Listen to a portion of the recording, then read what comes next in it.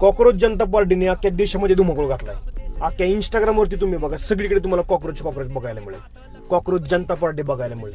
आता हा नक्की विषय काय आणि याची सुरुवात कुठून झाली? तर chief justice of India Suryakant यांनी एक स्टेटमेंट केले की ज्यांना कामधंदा नाही, जे बेरोजगार आहेत, ते उठतात सुटतात आणि इंस्टाग्रामवरती व्हिडिओ बनवतात, मीडिया बनायचं काम करतात आणि दे आर लाईक कॉक्रोच. म्हणजे कॉक्रोचचं नामकरण कुणी केलं? सूर्यकांत यांनी.